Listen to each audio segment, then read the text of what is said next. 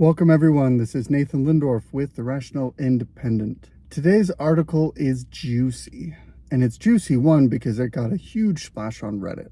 70 some odd thousand votes on it in just less than a day.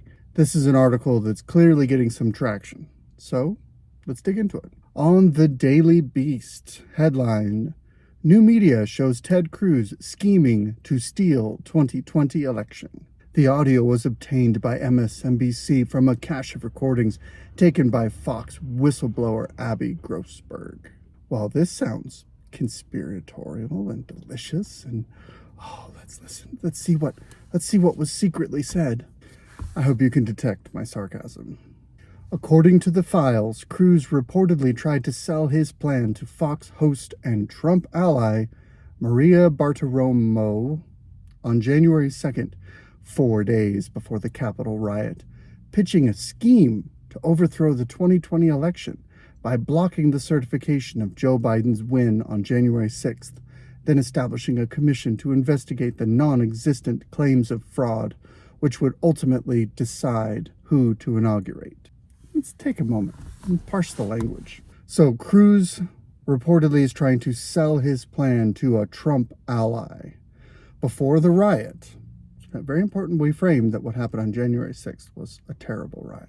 Pitching a scheme to overthrow the election. The framing is that the election was beyond contest, and therefore any effort that questioned the validity of the election was taken as efforts, schemes to steal or overthrow the election. It's also interesting that he says here later in the paragraph, establishing a commission to investigate the non-existent claims of fraud. What that sentence actually says is that there were no claims of fraud. But isn't the reason for his scheme to investigate the fraud claims? How can you have non-existent claims of fraud, but also think it's terrible that people are claiming that the election was fraudulent? Now, to their credit, setting aside this editorializing, we do have a couple of quotes from Ted Cruz. Offers a little context if you're willing to listen. As we were looking at this January 6th certification, all of the options that were being discussed were problematic. So that's lawyer speak for this is a thorny issue with no clear winner one way or the other. And we're not sure how to proceed, and we don't have a lot of time to figure out how to proceed. It's really kind of a perfect storm from a legal perspective. So I wanted to find a path that was consistent with the Constitution and the law, and that addressed these very real, serious claims. Wait, I thought the claims of fraud were non-existent. So the whistleblower, I believe, who aired the audio says that when asked who would get inaugurated under this plan, Cruz answers that this fake, made-up, so-called commission that he and his Trump buddies were planning to try to create to bureaucratize a coup. That's what they were trying to do. That was his answers. That's how they would steal this race. First off, props on a cool phrase, bureaucratizing a coup. Tend to agree that bureaucrats are one of the biggest dangers our country faces. So here's an excellent point raised by Cruz in response to this article, in response to this audio.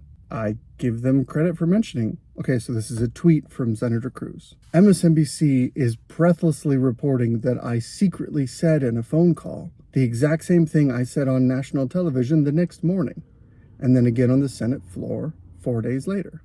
This isn't secret. This isn't news. The idea of a whistleblower is someone who is willing to share things that are otherwise secret.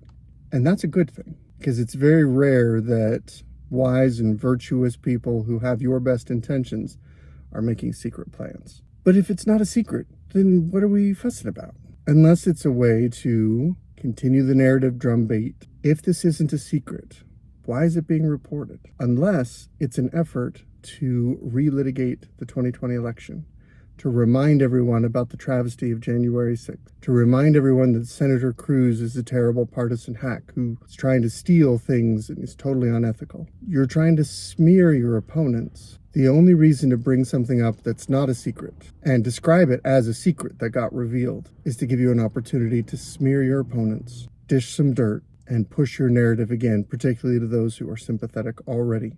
That's essentially the article. Now, for my 2 cents, I'm honestly puzzled sometimes by the things that get Reddit really excited.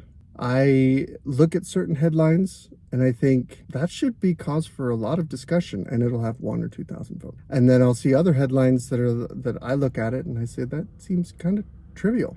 It will have tens of thousands of votes. I continue to work off of Reddit primarily because it gives me insight into minds that don't work the same as mine. One of the challenges with being politically independent, politically homeless is maybe a more accurate term, is that it is more comfortable to exist within a tribe.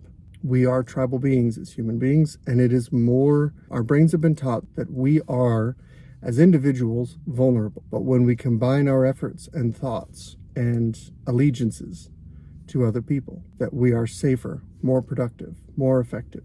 As I've been putting out my content, I make little reels that give little snippets of what I'm saying out to people, and that's what gets most of the traction. It's a big ask for a stranger to come in and listen to someone else ramble for 20 minutes. I think there's some nuggets in here. I think there's some worth. One of the challenges with being politically homeless is that sometimes you end up being kicked by both sides. It's important for me, personally, to engage with people who don't see the world the way that I see it. I rarely convince them, and they rarely convince me. Although every once in a while I do hear an argument I've never heard before. It has merit, and it shifts the way that I look at things. But I think it's important that we periodically look at the world through another person's eyes. And that can be an uncomfortable experience. It can make you feel vulnerable. But when you practice looking at the world through another person's eyes, you end up deepening your own convictions. You end up broadening your own experience. You increase your ability to experience empathy.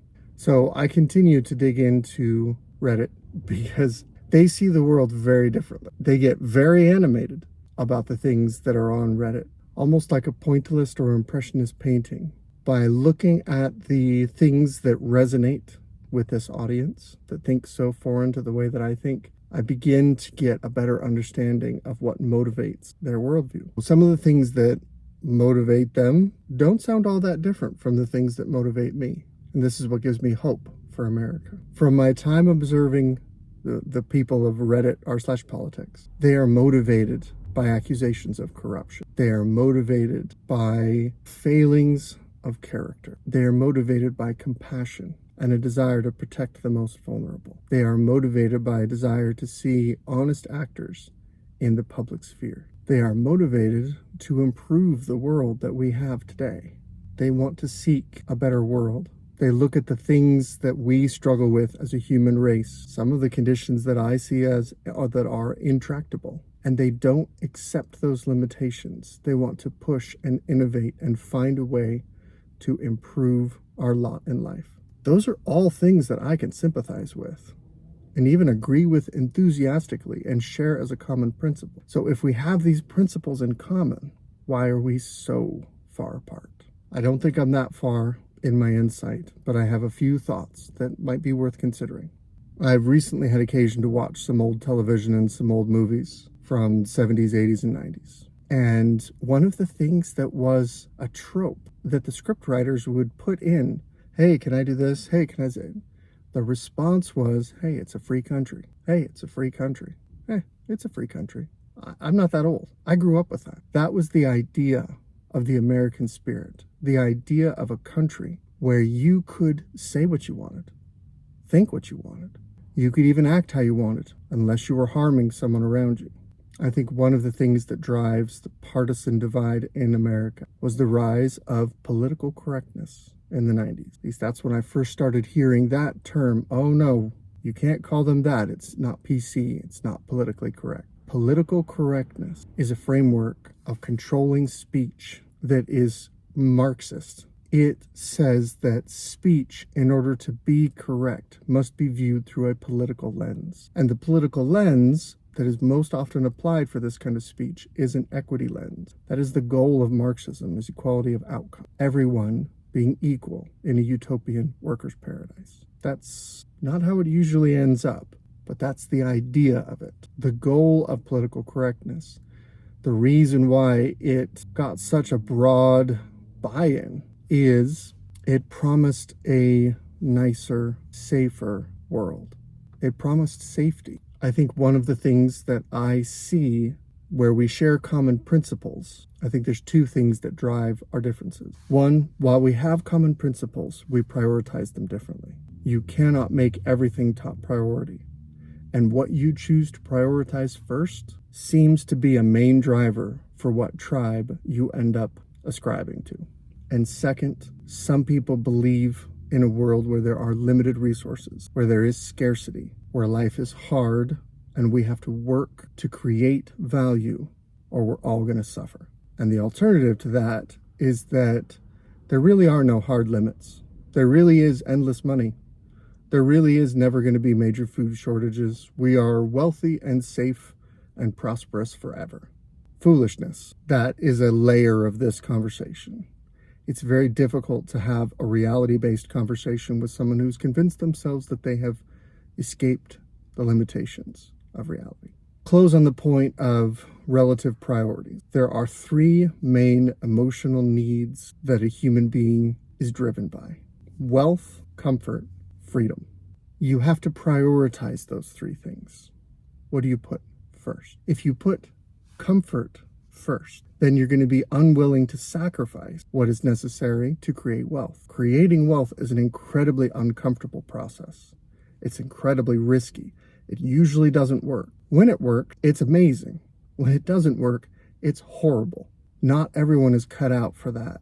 So if you want comfort, maybe you take an easy government job with minimal accountability. Maybe if you're a reasonably pretty girl, maybe you decide to just marry someone and just hope that they'll just take care of you.